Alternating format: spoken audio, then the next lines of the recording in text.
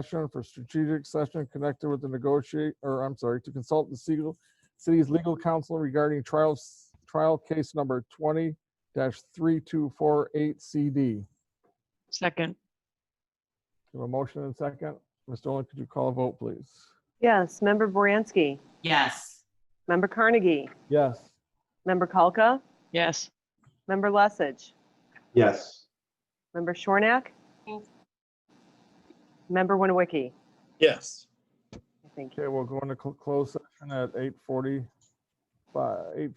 p.m. Thank you.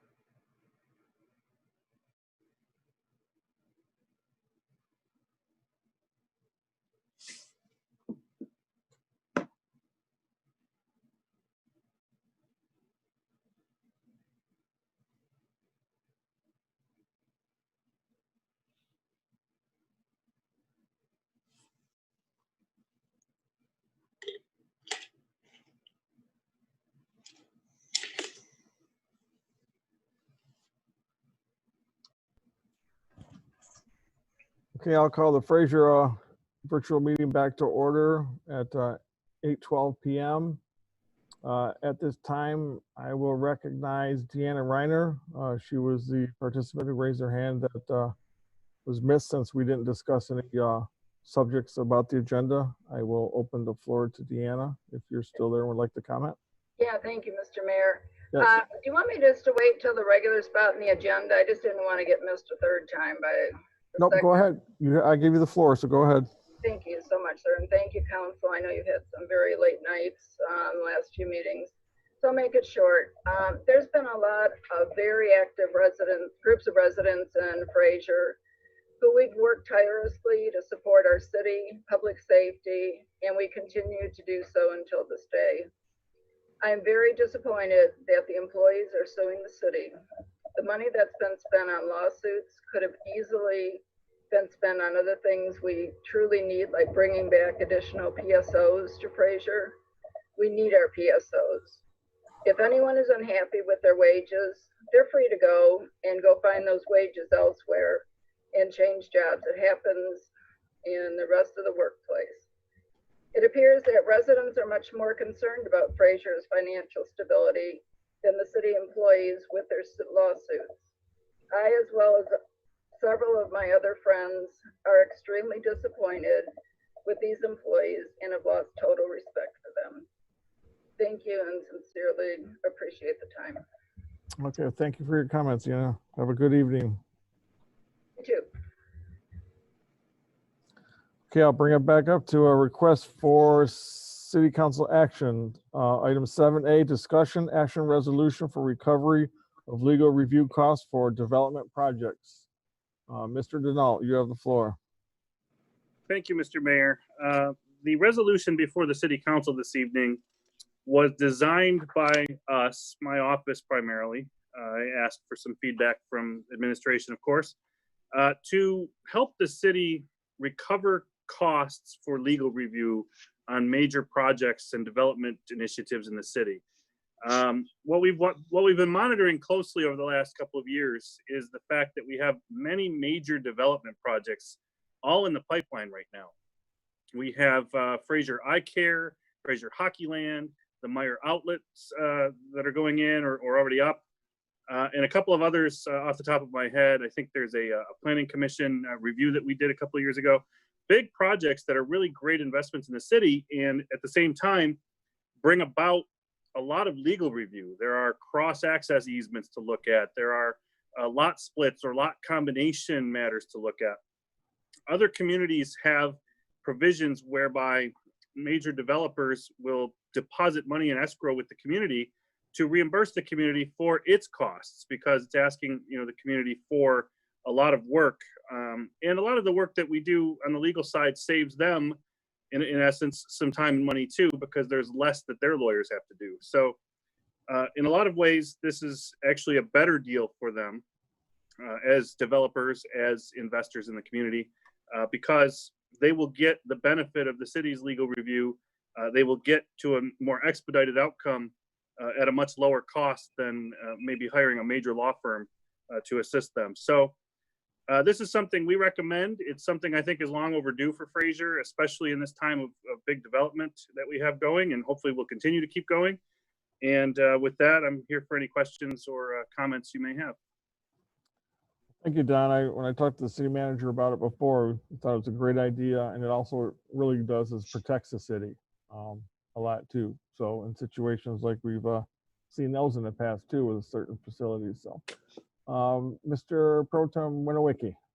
Yes, I'd like to make a motion to adopt the resolution for recovery of legal review costs for development projects. A second. We have a motion and a second. Councilman Lessig. Yes, Don, you mentioned a couple times the word major projects.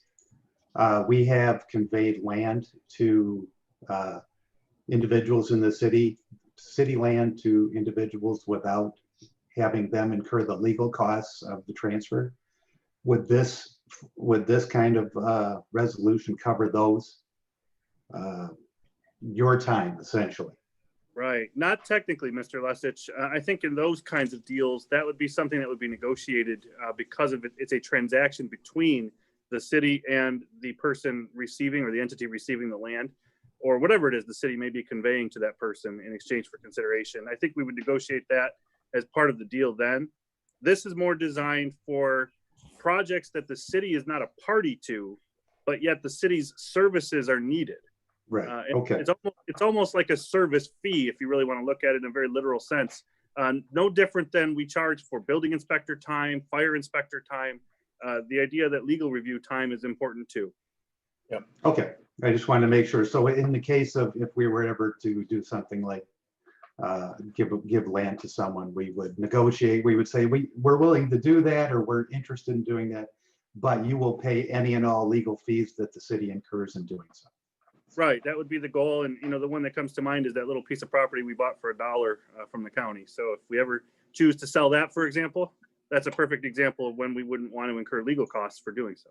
Correct. Okay, thank you. Thanks for clarification. Any other questions? Okay, we have a motion by Mayor Pro Tem Winowicki, seconded by Councilman Suzanne Kolka. Ms. Dolan, can you please call a vote? Member Baranski, Yes. Member Carnegie, Yes. Member Kalka, Yes. Member Lessig, Yes. Member Shornack, Yes.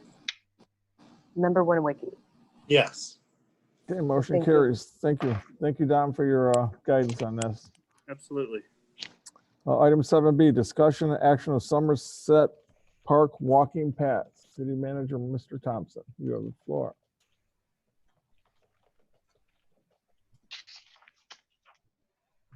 Go ahead, Mark.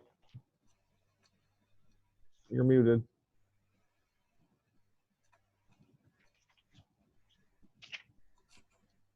I am muted and having, continuing to have problems, so I apologize for that. This is a follow-up from our last meeting, and it relates to the path at Somerset Park.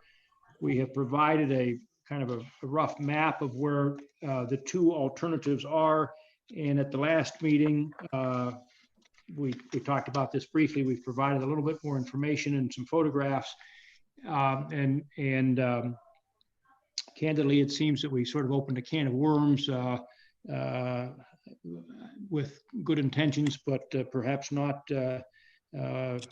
realize what we're doing. At any rate, our purpose today is just to try to get a resolution as to whether we want the original path reinstalled or the alternative path. We've talked with the contractor, and they still believe they can get it done this year if we can give them an answer. And so that's sort of the decision before us. And we've tried to narrow it down, new path or old path. From our perspective, from a staff standpoint, we'll do whatever the council wants. And if we get moving on it, I think we can still get it done yet this year. Speaking from that neighborhood, and a bunch of my neighbors, because they keep asking me when the park's going to be done, we want the original path back. Well, as much as the original path as you can put back, because the way they design the playscape is a little bit different, but they want the walking circle. They don't want there's no sense of running the path concurrent with the sidewalk. So that I can just tell you that is the consensus of many people who have stopped me when I've been walking to the park with my granddaughter. Okay. Thank you for that information. Councilwoman Baranski. Yes, it's funny because I heard from many residents over in that sub. They all want the path as it was or as close to the way it was, because they do that. They walk, they let their kids ride their bikes while the other kids playing. It's a big circle that is contained within a fenced in area. And I appreciate, and I think actually, Mr. Thompson, you made a really great point, and it's a life lesson for myself included. We have to assume good intentions. And the nice thing about this is, because we did the legwork on tearing it up, we're gonna save money. So that's the good news out of this. There's also life lessons in terms of, you know, being more on top of letting council know way before this. And that's a life lesson, and we're learning, and hopefully everyone's, you know, getting on board. So I want to just make a motion to stick with the old path at the new price. In concrete or asphalt? Oh, in asphalt. I second that motion. Okay, we do have a motion and second. Any other discussions on that motion? I see none. I'll bring it back for a vote. Ms. Dolan? Okay, Member Baranski, Yes. Member Carnegie, Yes. Member Kalka, Yes. Member Lesage, Yes. Member Shornack, Yes. Member Winawiki. Yes. Okay, motion carries. Councilwoman Baranski? Could I just ask a question, Mr. Thompson and or Mr. Schaefer? The other park, Pompo, we're gonna go with that.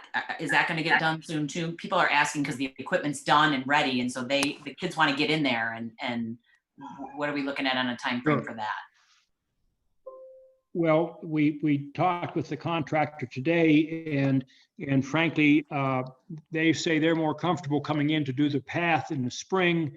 We'll open the park, of course, it can be used, but the concern is, yeah, and I was over there the other day, and it looks like we can, if we don't open the park immediately, it's certainly not much more work to do. We'll get it open as soon as we can. The path at Somerset Park is already removed, and it's a matter of putting that back. But the contractor is a little reluctant to start tearing out asphalt at this point in the year and putting it back in. So we'll get that open. That work will be done in the spring. And while we're on that topic, let me just touch on something that I was going to mention under my more general report. And that is that there will be, if you've been to the parks and you've seen, or it sounds like many of you have been, there is about a 6 or 8 inch curb now around the play structures. And in order to make them accessible, we will be having to put in a ramp so that a wheelchair or something like that can get up the ramp and into the play structure. So that will be done. All of that will be done yet this year. Those ramps will be in concrete, not in asphalt. The paths will be in asphalt, as we spoke about. But the concrete, that part can be done yet. So that's how we will proceed.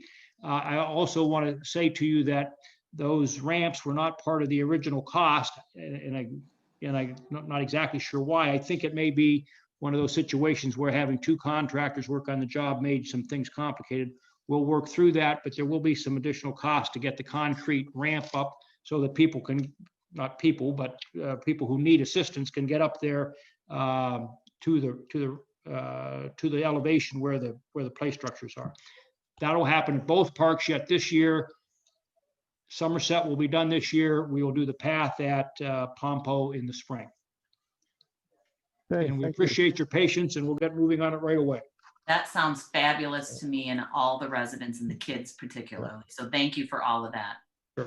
Mr. Thompson, I do have one question on the ramps. Being that they're going to be used for that type of access going in and out, will they have to be the ramps with the orange anti-skid on there like they do at the corners of the streets now because of the wheelchair access, or no? I do not know the answer to that. If that's necessary, we'll make sure it's compliant with the appropriate codes, but I do not know the answer. Right, yeah, because you know exactly what I'm saying. At the sidewalk intersections, they have all the orange skid plates. Sure, Okay, so I don't know if that, it might be a smart thing to do anyway, so, might be. And I don't know the answer to that question. yeah, okay, Okay. thank Mr. you. Mayor, I have a couple questions too, very quickly. Absolutely. Mark, with regard to the asphalt cost, is there going to be a reconfiguration for Pompo as well? Is it going to be less or is it going to be the same for the, Our plan at this point is that the path at Pompo would go in the way it is. We No, I have mean, learned a I'm lesson in terms of where we're going to stay out of this. right, but the original cost, from what I understand, at least for Somerset, is going to be less now than it was originally when it was bid out.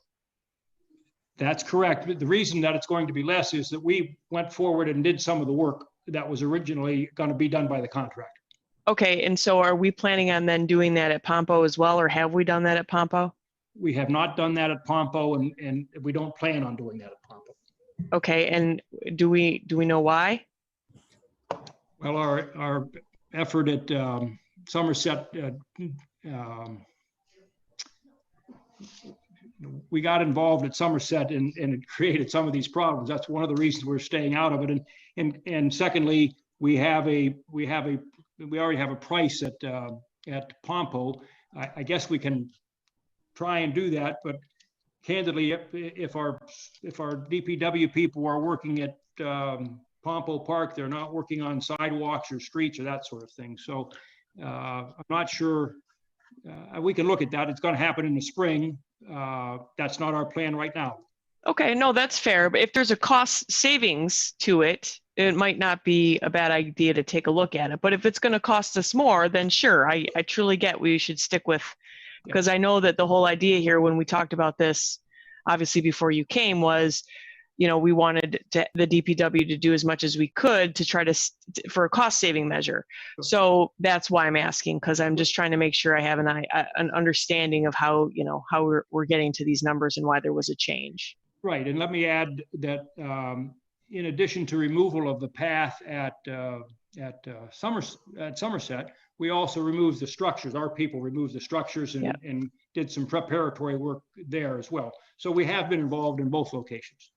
Okay, great. And then the other question I had is probably for Nick, as it relates to the reconfiguration of the entrance with the fences. Is there any plans maybe to take a second look at that so we don't have double fences in between the sidewalk and then a pathway and a sidewalk, a fence, a pathway, a fence, a pool? Yeah. Oh, I think Ms. Shornack raised her hand. I agree, but I think that's related to the fact that we have a pool fenced inside of a park. I think that's why you're seeing those double fences. I don't like them myself, but that's mainly why you see the two fences. One's for the pool area and then one's for the park. So. Right, but what's the purpose of having the fence there in that area? I can explain. Yeah. Go ahead, Ms. Shornack. Okay, so here's the thing. The pool and that portion of property that's right next to the pool is technically the pool's property, the club's property. Okay, so then they installed that fence, and then of course there's the sidewalk on the outside. Now the fence actually, even though I know it kind of looks janky, the way it's set up, it's actually better because the kids, if they're on the sidewalk, and I can tell you this 100% because my granddaughter is one of those kids and my little cousins, we keep walking through the park. If they're walking on the sidewalk, they have a tendency to veer off, like, and run on the grass and on the median, where if that fence is there all the way to the park entrance, they're gated. So it's actually really a good safety measure to leave it there. I know it looks janky, but they're not going to separate the fence between the park and the pool, because that little area is specifically for the pool membership. And then the pathway is just to get through the park. And I know you'd like to see it start at the end, but it actually is really more conducive to leave it where it is, because if you're coming from the parking lot and you have little kids, they like to run amok. Trust me when I say that. And then this way they stay fenced in. So they're fenced in between a small little narrow area till you get to the park, which is completely fenced in. So it really is a very good safety feature. Even though it's kind of a janky setup, I would absolutely leave it the way it is. I just wonder if there's just a different way we could have it set up just so it has a little more aesthetic appeal to it, because Yeah, it, I know it is exactly that. It's janky. It doesn't look, It's a it safety looks, setup, but as far as safety goes, it is very conducive to safety. And then it lets the club members still have their little portion of land, you know, that they're using. But if for any reason the club doesn't succeed, and that's been my family forever, then that would revert back to the city, and that'd be another headache we have to handle. So let's just hope it continues to go. A lot of great volunteers there, so. well, I don't have any issue with the pool itself. I know, I'm saying, but. I just don't like to have that second fence. That second fence is just odd to me. Yeah. So, And they have it because when they have parties and stuff like that, they utilize that grounds for that party. They rent out that little portion. the second fence? Inside the pool. she's Inside the talking pool area. Because you know how. Yeah, there's- but that's all fenced in. No. I guess I don't get it. It's fine. I don't get it. It's okay. about. Let's meet over there and Yeah, talk about it. I'll explain it. Okay. Well, thank you all. Let's see, where were we? That was it on that. Okay, item 8, pending items of unfinished business and report of city administration. Mr. Thompson. Thank you, Mr. Mayor. Just a couple of things briefly. I learned today from Mrs. Dolan that we have received through her efforts a grant, a COVID-related grant, to offset some of the extra expenses we've incurred as it relates to the upcoming election. Those expenses, by the way, relate for the most part to the increase in absentee ballots, which, as you might imagine, increases our postage substantially, but also increases the amount of work that needs to be done to get the envelopes stuffed on the front end and now handle them on the backside as they're beginning to return. So we've got a little bit of COVID-related grant, an unexpected about $8,000, a little over $8,000 to help offset some of those costs. That's a positive thing. I wanted also just to mention a couple of other things. On our next agenda, we would have legislation, Michigan, what's called My Class. It's an investment opportunity, which is the next step in our investment. And on our next agenda will be acceptance of a contract, an annual contract through the SMART program, which is a new experience for me, but it'll be about $38,000 to offset our costs related to operation of the buses there. So those two things will be on the next agenda. And again, in view of the hour, I won't belabor this. We'll provide additional information to the council, but those things are expected to be on our next agenda. Great. That concludes my report, Mr. Mayor. Thank you. Okay, Councilwoman Shornack. I actually had a question for DPW, for Nick. Go ahead. Because my neighbors, I can't utilize that service ever, but my neighbors are ready to utilize the leaf pickup. And I know that we were having issues with the street sweeper. So, and are we going to first off, are we going to be picking up leaves? Because if not, people need to know, like, ASAP. No, yeah, definitely, absolutely. We're picking up leaves, and the street sweeper that we are renting for the season will be in our yard tomorrow morning. So. Okay. And then the second question is, are we going to put up on our website, like we did, like, this is the day we're going to be doing this, you know, so that people have an opportunity to rake them in, so that they get picked up, you know, and have a map so everybody knows what week, or, you know, or what day or whatever that their streets are going to get done. Because last year it was a cluster mess, and people would start breaking them in there, and it was the day after you guys came, and it was very, you know, and then we have to get them all over, and yeah. So if we could put that map up, like, or, you know, like a schedule up again, that would be fabulous. I think that would help lots of people. Yeah, absolutely. That's up there. We're going to be starting the program November 2nd, but the map is up there and the sections that we'll be running starting November 2nd for 2 weeks. And then we go into section 2 for 2 weeks and then back into section 1. So everything's up on the website, but we will be starting November 2nd. Okay, great. Because my neighbor, he's been doing it like every day out there at the leaf blower. I'm like, just exactly. It's kind of an early season. Mother Nature's kind of in early with the fall season, but we'll be out. The equipment's ready. The sweeper will be in tomorrow morning, and absolutely the season will run. Awesome. Mhm. Cool. Thank you so much. I just Go ahead. many people been asking. Councilwoman Baranski? Yeah, I just had a question for probably Mr. Thompson, or possibly, I don't even know who. And Mr. Lestridge might be able to help me out too. We were entitled to like 185,000 in reimbursement for COVID related things. And I thought we had to have that allocated by the end of October. Is that not right? And my question for you is, where are we at? Have we gotten everything? Have we capitalized on that? And I guess really just make sure that we do if we haven't, because if I'm Yeah, right where on we that. are, where we are in terms of dollars, I'm not prepared to say now. But we actually were talking about it today in the office. It appears that most of the dates are December 31st, and I think we're in pretty good shape. Oh, good. But we'll get you specifics. We'll You're get the fine. numbers for you. If it's December 31st and you're on it, I trust Yeah. that you will do it. I just thought it was October for some reason and just wanted to make sure that with all the moving parts we've had, because we keep throwing a million things at you, that was also in the mix. So Well, thank you for that. Lieutenant Bisbee's been staying on top of that, so I don't think we've missed any opportunities yet. I Okay, think we're in perfect. good shape. Great, thank you. And then the only other thing I was going to suggest for a November meeting was the possibility, and I had thrown this out in the very beginning because this is exactly proof, this meeting today is proof of why 2 meetings are beneficial.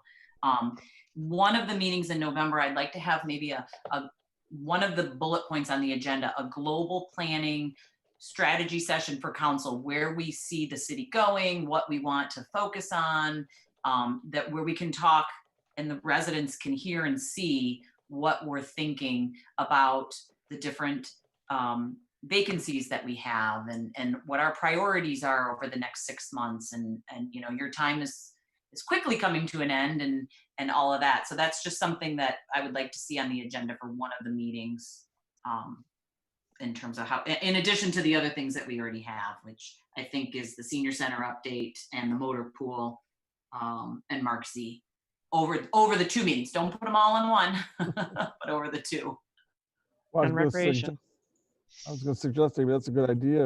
Maybe we can even consider a town meeting, a town hall meeting, just focus on, you know, the city of Fraser, not, you know, now and in the future, you know. That is a great idea. Maybe that we do that maybe, and we have a meeting, we share our thoughts, and then we set a town hall meeting for sometime in December just to get their input. Or I don't know if you do it, are you thinking outside of a council meeting or during the council meeting? Or either way, it's like we talked about this, you know, the school meetings and all, but each had one subject basically, like they did have one subject, and that would be the subject, you know, city of Fraser now in the future, and then everyone can just listen to presentations and then put their input in, and it would be just very beneficial just to have that one I love subject it. matter for the But meeting. not in December.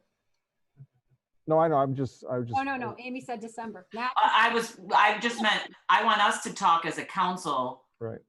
to see what, you know, what are my 3 top priorities and what are yours, and hopefully they mesh.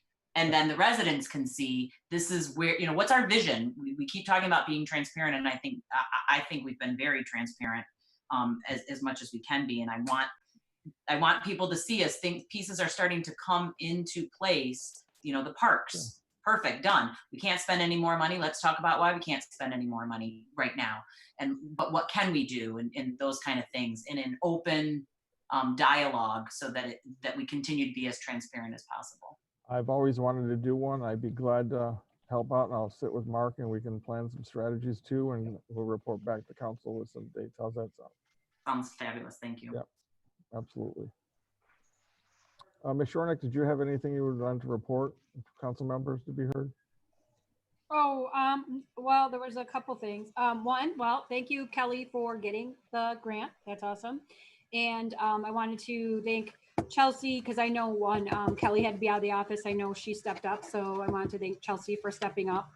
And oh, there was something else. Hold on, let me think. Oh, well, obviously, I hope all the trick-or-treaters are safe and have fun and get out there and trick-or-treat and get some candy. And there was one other thing I was going to ask about. Crap, I knew if I didn't write it down, I was going to forget it. If I remember, I'll come back to you. Because, yeah, there was one other thing I wanted to ask, but yeah. Sure. Just let yeah, me know. but go ahead. Okay, thank you. Councilman Lessig. Thank you, Mr. Mayor. I've got 4 things. First of all, I'd like to say thank you to the clerk's office and the election workers. They are working every day with absentee and early voters are coming in constantly. You can bring your ballot to this window at City Hall, or you can drop it off in the AV payment drop box, also at City Hall. This is an unprecedented flood of absentee ballots. I think it's at least double what it has been in prior elections. And turnout's going to be high on election day, and this is going to be a challenge going forward. So I would like to thank one particular election worker who's going in all the time. That would be my wife. But hats off to all of them for putting this all together and keeping this that ship afloat. Secondly, this is a question for actually Don and Nick, and to give Mark a heads up on this. Sometime in the past, we were talking about it. MDOT had improperly directed their storm runoff into our sanitary sewer over near Groesbeck and 14 Mile. Haven't heard much about that in a while, and that was a significant amount of money that we were going to be working. I know Mike Vigneron had brought that up before, and I believe Nick may have mentioned it too. Just wondered where that stood and when we could expect resolution of that. It's funny you brought it up. We just had that conversation today about it as we're putting in the PRV at 14 and Groesbeck. They don't have much of a plan, unfortunately, right now for us, outside of just compensating us in pay. So as far as an update, as far as what they're going to be doing anytime soon, nothing much has changed on that side. Well, there was some back pay or back compensation for some of that. So I was just wondering, and it was as I recall, it was in the hundreds of thousands of dollars. Correct. Well, Yeah. more than 100,000. I won't say it was a million, but Yeah. I would be interested to know. Pardon me? It was a lot. Yeah, it was Yeah. a lot, and I'd just like to know when we could, expect to get that going.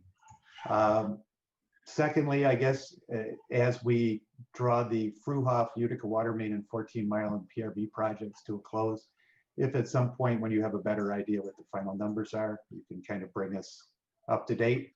You know, we're under budget, on budget, a little bit over budget. Just an update as we close out those projects, which hopefully they're going to be closed out pretty soon. Very soon, yeah. And that project went very well, the water main project and Fruhoff project. But the water main project, not only engineering came under budget, but the project itself came under budget. So as soon as we have those final numbers, I'll make sure that Mr. Thompson has them and get them to you. So Great. the project went extremely well. Okay. And then last but not least, I was wondering where we stand with our permanent city manager search. We haven't really talked about that in a while, and I don't believe that we've actually put together the qualifications or the goals and objectives of our next city manager. So I can address that, Thank Mr. you. Lessig. Mrs. Sell and I have worked on an initial draft of a list of qualifications, and in fact, she's provided it. I've made some suggestions, and so it's still in draft form. We're not quite ready to share it with the council yet, but we're making progress in that regard.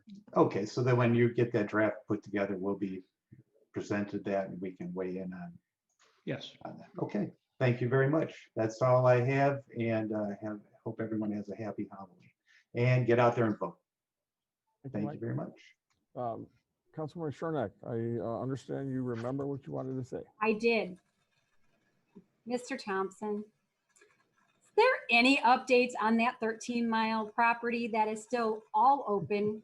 And I realize that we can't really do anything about the Dairy Queen property per se but you know, I think we could probably issue some tickets for not cutting down weeds and stuff like that, at least, because that's still a hot mess. So there's got to be something that we can issue on that. But for sure, that 13-mile project, that was before COVID, was in the planning commission or the ZBA, they were supposed to be working on something. I have to believe they've been having their meetings by Zoom, and something should have been resolved on that because critters are going to start living up in that building.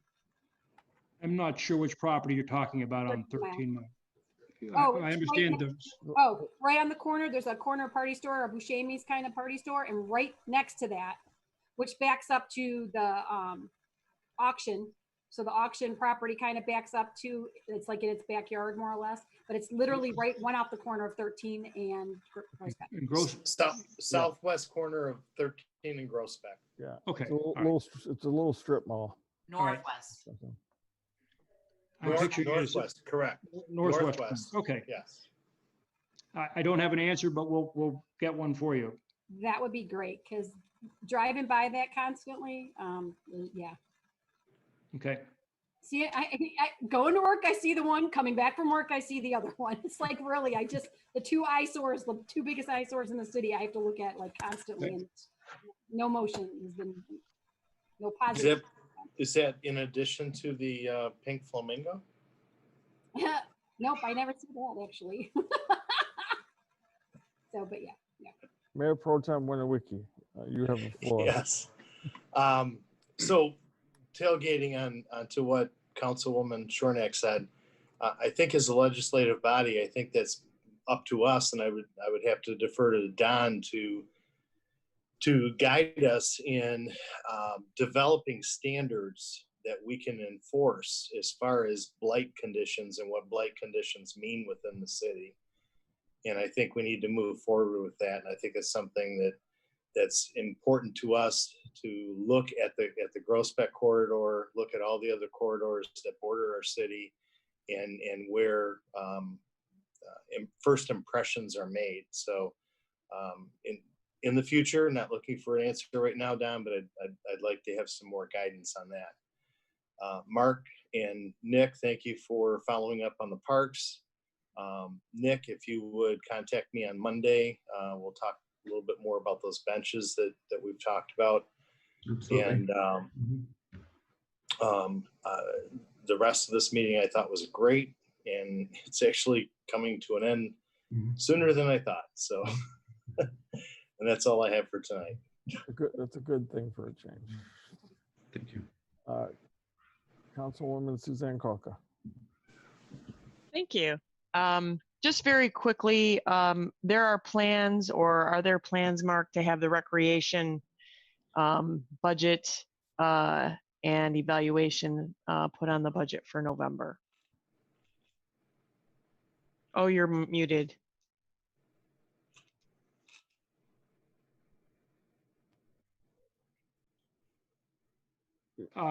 Yes, there have been some other things that sort of have put that on hold, but yeah, we promised to bring that back, and we're a little late getting it back on the agenda, but we'll get it there in November.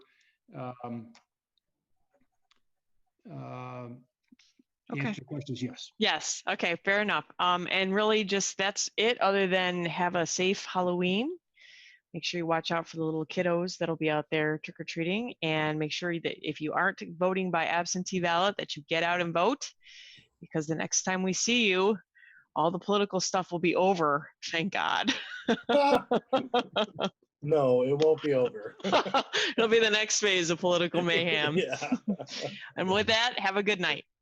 Thank you. Let's see. I just have a couple things. What about me? What about me? Oh, I thought you did yours when you said you had a No. couple things. Okay, go ahead. Well, that's going to be my first question is, and maybe I misunderstand the protocol, but when the report of city administration, to me, I would like that to be where we ask our questions and Yes, have a collaborative is. discussion, Yep. and then go down to the next item, which is report of us. So that was what I was trying to do there. So I only have one thing to bring up.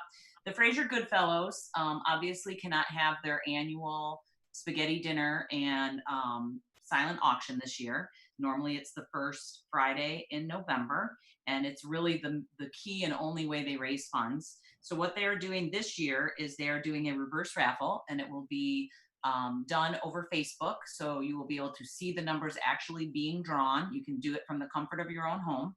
They're only selling 100 tickets. They have, and then if your ticket stays in, you win more money. So the top 3 or 4 win money. They have 25 tickets left to sell. And we want to sell all these tickets so that we can have as much money as possible to make sure that no child is left behind at the holiday season. So please, if you want to go in with friends, you want to buy your own ticket or share, you can go in with as many people as possible. They're $100 each. But the win is big. You can either contact me, you can contact Jeff Roberts, the president, Beth Wetstein, or Michelle Casey, all of them, or any Fraser Goodfellow to get a ticket. I would like to see those sold out so that no child is left behind. Thank you. Great, thank you. Amy, count me in. You got it. Patrice raised her hand too. Okay. Thank you. I have a couple of things. The corner where Myra is, where all the nice developments, the Starbucks and the Jerseys and the Coney Island, I think it's an opportunity for the city. We have a simple wooden sign over in that easement that's just so plain. And there's so much traveling through that area, and it's such a nice area, starting to build up really nice. It's something that the city considers, updating some signage over there to welcome to Fraser, and not this small little sign that we have. So it's an idea, Mark, to look at, promote the city, and always trying to make the city better appealing. And I think with that area being so well developed now, it'd be a nice opportunity to put some kind of lighted sign or something out there. Let us put together some proposals. Sure. That'd be 15 in Utica, right? Yes. Yep. The fire department this year, because of Halloween, is going to be limited. We will be doing a Halloween parade with Emerson Elementary School. They wanted to do something kind of nice, so we offered their service to them, and that will be next Friday. So if you see a bunch of kids in cars and dressed up in streamers, we'll be out there with the fire truck and the public safety officers to give them at least something for Halloween, because I don't think the schools are doing much this year at all because of COVID. Thank you, Kelly, for your work in grant. It was nice to hear all the information today and talking in. I know as Mr. Lessig said, the people are doing great. It's well organized. I come in there every week and just check on it, and it's just going very well. So very impressed. And with that, that's all I have. If there's anybody out in the audience who would like to comment, please raise your hand. And we will take an extra 20 seconds to hold for you. I see nobody. I see Mr. Don. Can I be the public, Mr. Mayor, for one moment and change my hat? Absolutely, go ahead. I would be remiss if I didn't, and they probably aren't watching. They're not glued to their televisions in the evening, but my parents will be married 50 years this Saturday. Wow. Wow. I need to say congratulations to them and put a nice word out for them. We can't do a big celebration with the COVID era, so it'll be another memory to add to the fact that it'll just be a small, intimate family gathering with my brothers and they. But we look forward to more years, and I should add to that of those 50 years, I think about 44 of those years have been as residents of the city of Fraser. So congratulations to them, and if anybody watching or hearing this knows them, the word isn't real public that their 50-year anniversary is Saturday, but please send them a line or let them know you're thinking of them, because they're doing great and happy to be celebrating. So I just wanted to put that out there. Great, congratulations. Awesome. Congrats. Anybody else? If not, I will be glad to have Motion to adjourn. We have a motion Second. to adjourn. We have a second. All in favor, raise your Aye. hands. 8:53. Woohoo! Good night, everybody. Number two. Have a good Thank weekend. you. Good night. Good night.